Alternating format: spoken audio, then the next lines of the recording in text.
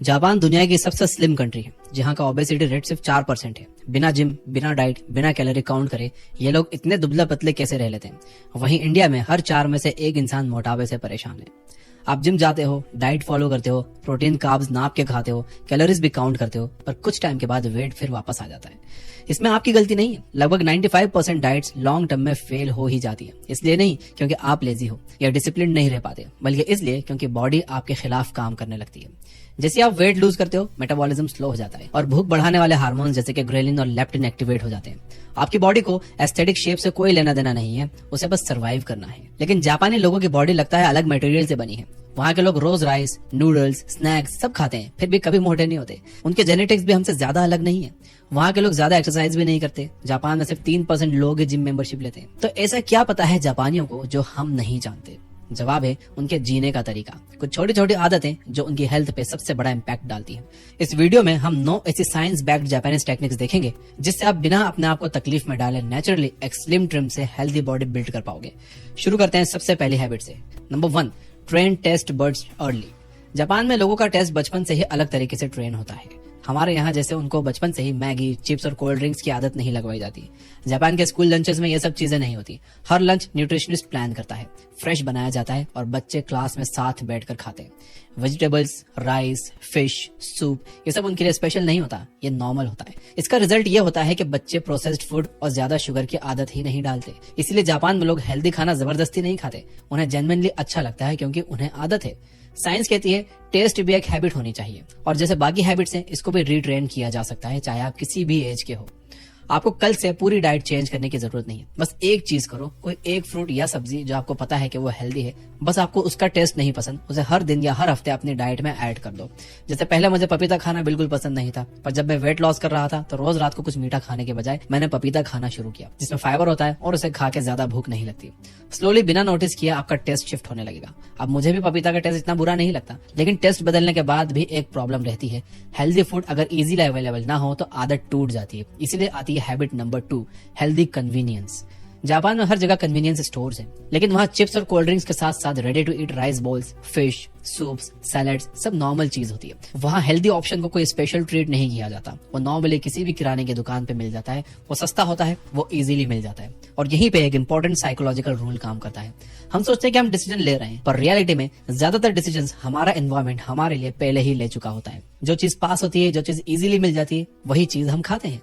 Japan ने लोगों को ज्यादा डिसिप्लिन बनाने की कोशिश नहीं की, उन्होंने बस हेल्दी फूड को ज्यादा एक्सेसिबल बना दिया। इसीलिए वहाँ हेल्दी खाना एफर्ट नहीं लगता, वो डिफॉल्ट बन जाता है। हमारे यहाँ देखो, खराब से खराब चीज सस्ते दाम में मिल जाती है। समोसा, बर्गर, मैगी, 10 रुपए की कोक भी मिलने लगी है। वहीं हेल्दी प्रॉपर डाइट वाली मील के लिए या तो आपको पैसा खर्च करना ही पड़ेगा या ज्यादा एफर्ट करना पड़ेंगे। और जब भूख ज्यादा होती है तो दिमाग एफर्ट नहीं, कन्वीनियंस चूज करता है। आपको क्रेविंग से लड़ने की जरूरत नहीं है, बस अपने एनवायरमेंट को थोड़ा सा रिडिजाइन करो। घर में जो इजीली दिखे, जो इजीली मिले, उसे हेल्दी बना दो। फ्रूट सामने रखो, अनहेल्दी आइटम्स को घर में मत रखो। ये बिस्किट्स, नमकीन, वो मिठाई का डब्बा जो आपके फ्रिज में है, ये सब हटा दो। जब चॉइस इजी होती है तब विल पावर की जरूरत नहीं पड़ती। Number 3, walking as a lifestyle, not workload. Japan में वॉकिंग कोई एक्सरसाइज नहीं होती, वो डेली लाइफ का पार्ट होती है। स्कूल जाना हो, ऑफिस जाना हो, ट्रेन पकड़नी हो, हर जगह चलना पड़ता है। वहाँ हमारे इंडिया की तरह छोटे छोटे रास्ते के लिए ई रिक्शा नहीं होते। आज वॉक करने जाना है ऐसा प्लान नहीं बनाते, उनकी लाइफ ही ऐसी होती है कि चलना ही पड़ता है। ट्रेन स्टेशन के बीच वॉक, स्टेयर्स यूज करना, छोटे मोटे कामों के लिए पैदल जाना, ये सब नॉर्मल है। इसका रिजल्ट ये होता है कि लोग बिना रियलाइज किए रोज 6 से 8 हजार स्टेप्स चल लेते हैं और यही low intensity movement long term में बॉडी के लिए सबसे ज्यादा पावरफुल होता है। साइंस में इसे नीट कहा जाता है। नीट यानी कि नॉन एक्सरसाइज एक्टिविटी थर्मोजेनेसिस। आपका वेट लॉस ट्रेडमिल पे भागने से नहीं होगा, बल्कि चलने से होगा। यानी वो कैलोरीज जो जिम में घंटों एक्सरसाइज करने से कम नहीं होगी, वो बाहर नॉर्मल चलने फिरने से बर्न होती है। प्रॉब्लम यह है कि हम जिम को मूवमेंट का रिप्लेसमेंट बना देते हैं। जापान ने मूवमेंट को ही लाइफ का पार्ट बना दिया है। आपको ट्रेडमिल पे भागना या 10,000 स्टेप्स का टारगेट नहीं चाहिए। बस इतना ध्यान रखो, जहां चल सकते हो वहां चलो। लिफ्ट के बदले स्टेयर्स, फोन पे बात करते हुए थोड़ा वॉक और शॉर्ट डिस्टेंस के लिए पैदल जाना। मूवमेंट को हैबिट बनाओ, वर्कआउट नहीं। एक और इम्पोर्टेंट चीज, वेट कम रखना है तो खाना भी कम पड़ेगा और इसी के लिए आती है हैबिट नंबर 4, हरा हाचीबू। जापान में लोग कम नहीं खाते, वो बस एक चीज जानते हैं कि कब रुकना है। हरा हाचीबू एक पुराना जापानीज प्रिंसिपल है। इसका मतलब होता है जब पेट लगभग 80% भर जाए तब खाना बंद कर दो। ये रूल डाइटिंग के लिए नहीं बना, ये डाइजेशन और लॉन्ग लाइफ के लिए बना है। जापान में लोग तब तक नहीं खाते रहते जब तक पेट हेवी ना हो जाए। वो उस पॉइंट पर रुक जाते हैं जब बॉडी कंफर्टेबल फील करती है। हमारे यहाँ प्रॉब्लम ये होती है कि प्लेट खाली करना डिसिप्लिन माना जाता है। शादी हो, फंक्शन हो, घर का खाना, थोड़ा और ले लो कल्चर नॉर्मल है। जापान में थोड़ा और नहीं, बस काफी है नॉर्मल है। साइंस कहती है कि ब्रेन को आई एम फुल का सिग्नल आने में लगभग 15 से 20 मिनट्स लगते हैं। जब हम तेज खाते हैं या प्लेट खत्म करने के चक्कर में रहते हैं तो हम जरूरत से ज्यादा खा लेते हैं।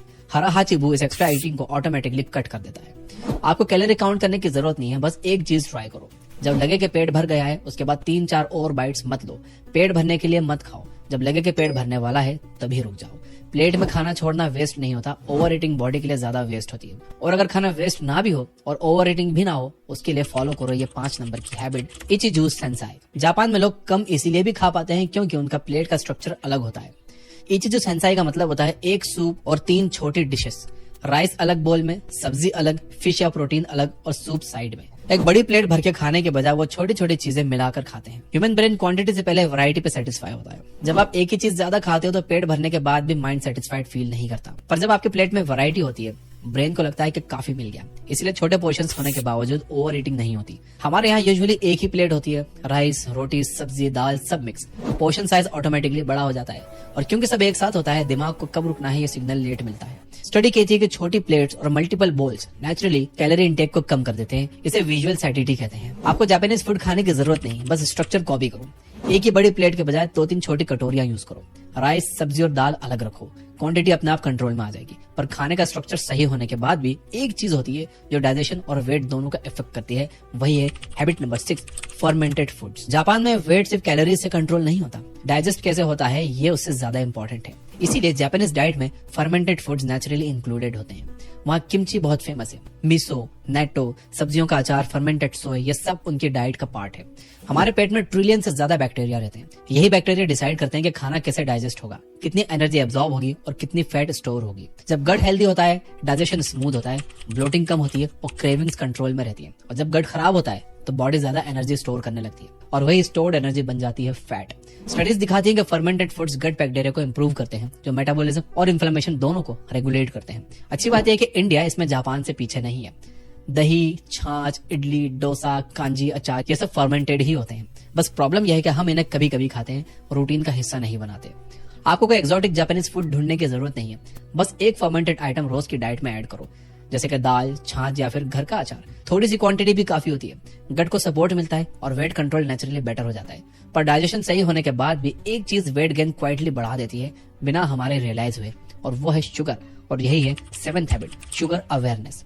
जापान में शुगर बैन नहीं है, बस उसका यूज अलग तरीके से होता है। वहाँ शुगर एक डेली हैबिट नहीं, एक ओकेशनल ट्रीट होती है। सॉफ्ट ड्रिंक्स छोटी छोटी बॉटल्स में मिलती हैं, डेजर्ट्स छोटे छोटे पोर्शंस में होते हैं और मीठा हर दिन खाना नॉर्मल नहीं माना जाता। जापान में लोग शुगर कम इसलिए नहीं खाते क्योंकि उन्हें पसंद नहीं, वो कम खाते हैं क्योंकि क्वांटिटी नेचुरली लिमिटेड होती है।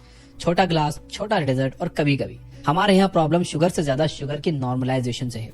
चाय में शुगर, खाने के बाद कोल्ड ड्रिंक्स रूटीन, एक ना एक मिठाई हर इंडियन फ्रिज में मिल जाएगी। और क्योंकि ये सब डेली हो जाता है, टेस्ट बर्ड्स को शुगर की आदत हो जाती है। स्टडीज दिखाती हैं कि जब हम शुगर कम खाते हैं तो टेस्ट बर्ड्स ज्यादा सेंसिटिव हो जाते हैं, यानी जो चीज पहले नॉर्मल लगती थी वही चीज धीरे धीरे 40% ज्यादा मीठी लगने लगती है। इससे क्रेविंग्स अपने आप कम होती हैं। आपको शुगर पूरी तरह से छोड़ने की जरूरत नहीं है, बस उसे रूटीन से हटा के ट्रीट बना दो। रोज कोल्ड ड्रिंक या स्वीट कॉफी की जगह ग्रीन टी या लेमन वाटर ट्राई करो। स्टार्टिंग में शिफ्ट करने में दिक्कत होगी, पर कहीं ना कहीं से तो स्टार्ट करना पड़ेगा। या फिर शुगर की जगह नेचुरल स्वीटनर का इस्तेमाल करो। मीठा खाने का मन करे तो फ्रूट्स या ड्राई फ्रूट्स ले लो। अगर चाय पीनी है तो चीनी की जगह गुड़ वाली चाय ट्राई करो। टेस्ट भी मिलेगा और शुगर भी ओवरलोड नहीं होगी। Number 8, slow and mindful eating. Japan में लोग सिर्फ क्या खाते हैं ये इंपॉर्टेंट नहीं होता, वो कैसे खाते हैं ये ज्यादा इंपॉर्टेंट होता है। जापान में खाना जल्दी निपटा देने वाली चीज नहीं होती, खाना एक रिदम होता है। लोग बैठ के खाते हैं, फोन साइड में रख देते हैं, हर बाइट को टेस्ट करते हुए खाते हैं। इसलिए जापान में चॉपस्टिक्स का इस्तेमाल किया जाता है, जिससे खाने की स्पीड नेचुरली स्लो हो जाती है। हमारे यहाँ अक्सर खाना फोन देखते हुए, टीवी चालू रख के जल्दी जल्दी खाया जाता है। आपको पूरी लाइफ माइंडफुल बनने की जरूरत नहीं है, बस एक छोटी सी आदत ऐड कर लो। हर बाइट के बाद चम्मच या रोटी को 1 सेकंड के लिए प्लेट पर रख दो।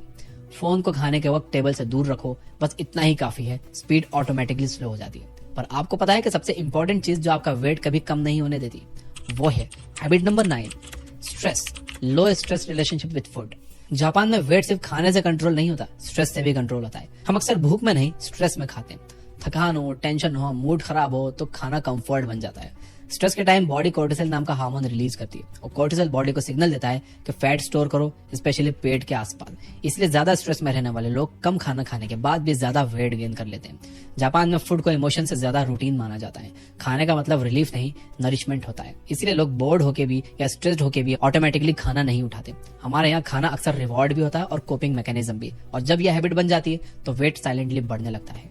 आपको इमोशन सप्रेस करने की जरूरत नहीं है। बस एक चीज नोटिस करो, क्या आप भूख में खा रहे हो या स्ट्रेस में खा रहे हो? अगर स्ट्रेस है तो पहले 5 मिनट रुक जाओ, एक गिलास पानी पियो, थोड़ी वॉक करो या बस थोड़ी डीप ब्रीदिंग करो। उसके बाद देखो अभी भी भूख लगी है क्या। दोस्तों, जापान की कोई सीक्रेट डाइट नहीं है, एक रिलेशनशिप है फूड और बॉडी के साथ, जिसे वो बहुत अच्छे से मेंटेन करना चाहते हैं। जब आप बॉडी से लड़ना बंद कर देते हो तो वेट अपने आप कंट्रोल में आ जाता है। यहाँ तक देख रहे हो, वीडियो यूजफुल लगी हो तो लाइक किए बिना मत जाना और कमेंट में कुछ ना कुछ जरूर लिख देना, ताकि मुझे पता चल जाए कि आप यहाँ तक देख रहे हो। अगर नहीं समझ में आ रहा कि क्या लिखना है तो बस यस जरूर लिख देना।